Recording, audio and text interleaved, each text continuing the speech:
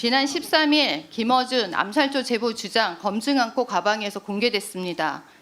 방송인 김어준 씨가 이렇게 13일 민주당이 요청한 참고인으로 국회에 출석해서 북한군 위장 암살조 가동이란 제보는 이거는 팩트이고 사실입니다. 나중에 민주당이 뒤늦게 사실 확인 중이라고 밝혔지만 정말 검증 없이 아니면 말고식의 제보를 전파해 우리의 불안을 키웠습니다.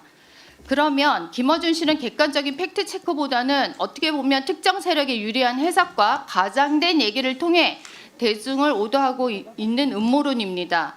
이러한 이야기를 개인 채널에서 하는 것도 언론인의 책임과 신뢰성을 저는 심각하게 훼손하는 일이라고 생각합니다. 하물며 국회에서 이런 음모론을 제기하는 것은 국회의 신뢰와 공정 가치를 심하게 훼손한 것이고 국회의 정쟁의 장으로 전락시킨 것입니다. 이것에 대해서 저는 위원장님께서 좀 사과를 받는 게 좋겠다고 생각을 합니다.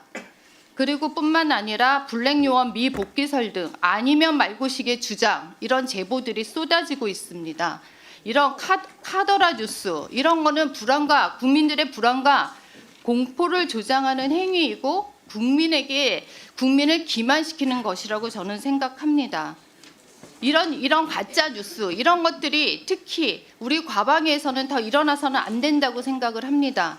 방송의 공정성, 진실성을 다뤄야 하는 과방위가 가짜 뉴스의 유통지가 된 것에 대해서 매우 유감이라고 생각합니다. 이런 일들이 없도록 해야 될 거라고 생각을 합니다. 김태규 방통위원장님, 제가 질문 드리겠습니다. 정부가 지난 12월 9일 날 새로운 디지털 질서 정립 추진 계획의 후속 조치로 한 10월, 11월경에 딥페이크 가짜 뉴스 대응을 주제로 공청회를 진행한 걸로 알고 있습니다. 예. 이거에 대해서 알고 계십니까? 아마 이 과기정통부에서 공론화를 진행을 했고 그 결과도 발표한 거로 그렇게. 네, 맞습니다. 그리고 응답자의 94.5%가 가짜 뉴스가 개인과 사회에 미치는 영향이 심각하다라고 응답했고 84.9%는 딥페이크를 활용한 가짜 뉴스가 일반적인 가짜 뉴스보다 더 부정적이다 이런 말을 했습니다. 그러면 이에 대한 피해 예방은 어떻게 하면 좋을까? 효과적인 방법이 뭘까? 이거에 대한 질문에는 강력한 입법 및 정책 요구, 또 정부의 정책으로 범죄자에 대한 처벌 강화 이런 것들을 예. 요구한 걸로 알고 있습니다. 맞습니까? 예, 팩트는? 그렇게 알고 있습니다. 그러면 이렇게 가짜 뉴스가 개인과 사회에 미치는 영향이 아주 큽니다. 국민들이 사실과 실제로 가짜 뉴스를 구별하기가 어렵고 또 혼란의 시기일수록 언론, 여론 그런 왜곡 방지 대책이 저는 필요하다고 생각하는데 지금 방통위 내년 예산 규모가 확 줄었습니다. 예. 이거에 대한 대안이 있습니까? 예산이 준 부분은 뭐 저희들로서는 달리 대안을 찾기는 어렵고 그로 인해서 이런저런 사업에서의 뭐 지장이 생기는 그런 피할 수 없는 현실인 것 같습니다. 올해 예산 규모 2,503억 대비 약 80억 원 정도가 감소했고 딥페이크는 계속해서 일어나고 있습니다. 그리고 최근 들어서 가짜 뉴스가 엄청 심하게 나오고 있고 이게 정치 선동과 맞물려서 그런 것들에 대해서 저희가 대응을 해야 되는데 그거에 대한 방통위 입장은 어떻습니까? 저희들이 예산 부분은 그냥 뭐 달리 드릴 말씀이 없습니다. 뭐 저희들이 어떻게 할 수 있는 부분이 없으니까 저희들이 할 수 있는 부분이 있어야지 저희들이 그 부분에 대해서 대안을 내고 말씀을 드릴 텐데 있는 것 그냥 정해주신 것 아껴 쓰는 것 외에는 달리 대안이 없으니 대안이 없다고 말씀드릴 수밖에 없습니다. 그렇다고 지금 이런 모든 아까 사례에서도 김어준 사례도 제가 말씀드렸고 이런 사례에서 저희가 그냥 단순히 손을 놓고 아니면 말고식의 이런 언론에 대한 대비 저는 이런 것들에 대해서 아주 심각하다고 생각합니다. 잘못된 건 잘못됐고 사실은 사실대로 정확히 보도하고 알리고 맞습니다. 방송과 통신이 그렇게 해야 되는 거 아닙니까? 그 부분에 대해서는 뭐 의원님 말씀에 충분히 공감하고 그리 돼야 되는 당위에 대해서는 전혀 반론이 없습니다. 정말 AI 발달로 더군다나 딥페이크 가짜 뉴스까지 지금 사회 혼란을 막기 위해서도 이런 악의적인 이용에 대한 정말 예방과 대응, 교육 이런 것들을 해야 된다고 저는 생각을 합니다. 예. 특히 정말 저희 과방위에서 과기부랑 방통위, 방심위 이런 일들에 대해서 진심으로 앞장서 주시기를 저는 부탁. 예. 1분 더 드리세요. 이 건에 대해서 지금 지금 장관님께서 과기부에서 하고 있는 건 어떤 일들이 있습니까? 예, 그 기술적으로 딥페이크나 또는 뭐 여러 가지 보이스 피싱이나 여러 뭐 스미싱, 큐싱 여러 가지 이제 문제를 일으키는 것을 기술적으로 빨리 발견하고 차단하는 그런 연구개발 노력을 기울이고 있습니다. 지금 현재 팩트 체크는 역량 교육, 디지털 윤리 연구 이런 것들에 대해서 진행되고 있습니까? 네, 물론 그것도 포함해서. 그래서 지금 네, 홍보 활동 등 전현대비 예산은 비록 삭감됐지만 그럼에도 불구하고 이 일에 대해서 진짜 과기부에서조차 같이 일을 해야 된다고 저는 생각을 합니다. 기술적으로 막든 어떤 교육으로 막든 이런 것들에 대한 것은 지금 현재에서 가장 중요한 이슈라고 생각을 하고 이런 것들에 대해서 정말 두 분께서 특히 잘 신경 써서 해주시기 바랍니다. 예, 팩트체크 영양교육 그리고 디지털 윤리교육 홍보활동 관련 예산은 있습니다. 다행히. 그래서 그 부분은 저희들 뭐 주어진 여건 하에서는 최선을 다하겠습니다. 네, 저희 역할도 다 하겠습니다. 자, 띄우세요. 이제 하나만 확인할게요. 최수진 의원, 저보고 사과하라는 겁니까? 김호진 씨를 데려다가 사과하라는 겁니까? 그러니까 무슨 뜻이에요? 자, 띄워보세요. 조선일보 보도입니다.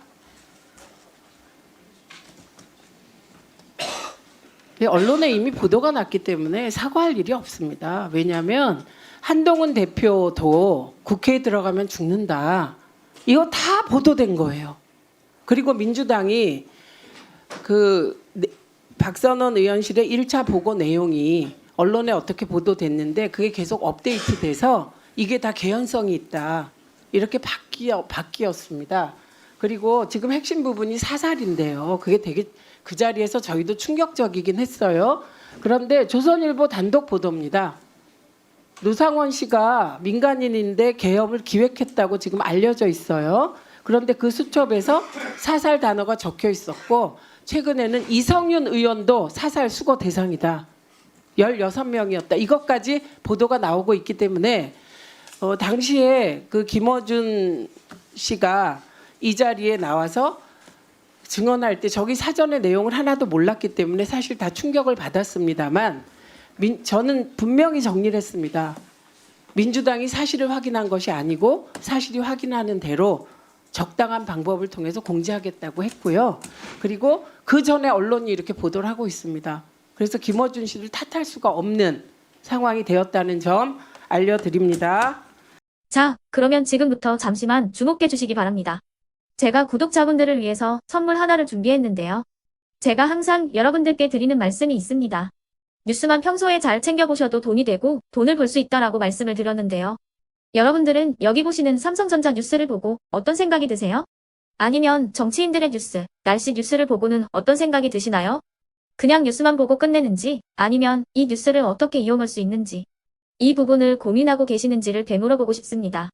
그 이유가 뭐냐 하면 제가 지난번에 여러분들께 뭐라고 말씀을 드렸었죠? 지금은 반도체 섹터를 눈여겨보셔야 한다고 말씀드렸습니다. 그리고 나서 이런 썸네일들 뉴스를 통해서 많이 보셨을 겁니다. 반도체 내용이 이슈가 됐을 때 부자들은 어떻게 생각한다? 반도체 관련주들은 뭐가 있는지, 어떤 종목이 가장 좋은지, 어디에 투자해야 돈이 몰리는지 자연스럽게 생각한다고 제가 말씀을 드렸죠.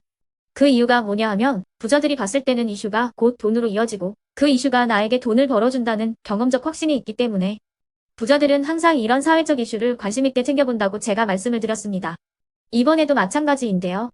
제가 지난번에 시청자분들과 함께하는 주식으로 수익 내기 이벤트를 진행했었죠. 당연히 100% 무료로 진행을 했었고요. 여기 보시면 아시겠지만 제가 지난번에도 구독이라고 보내주신 모든 시청자분들께 반도체 관련주 중에 가장 크게 급등할 딱 한 종목, 많은 종목도 아니라 한미반도체 한 종목을 여러분들께 추천드렸어요.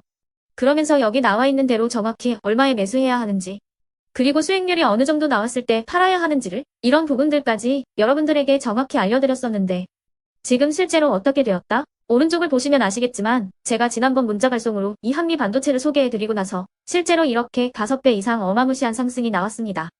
100만 원만 투자를 했어도 무려 500만 원이 넘는 수익금이 생긴 거죠.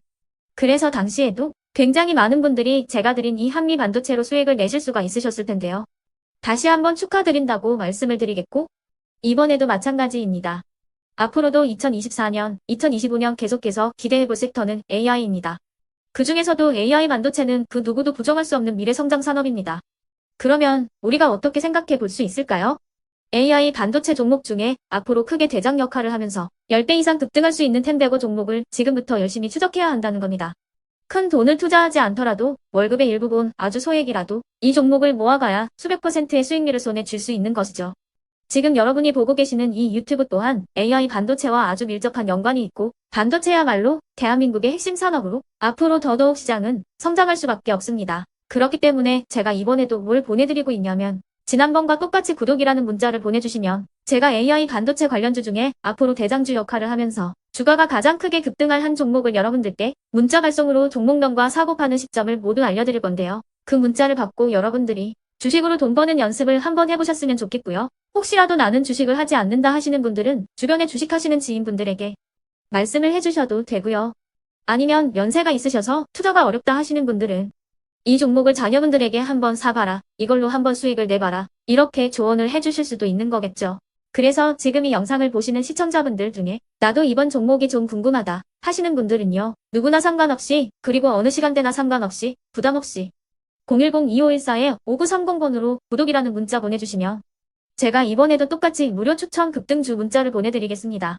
이해되시겠죠?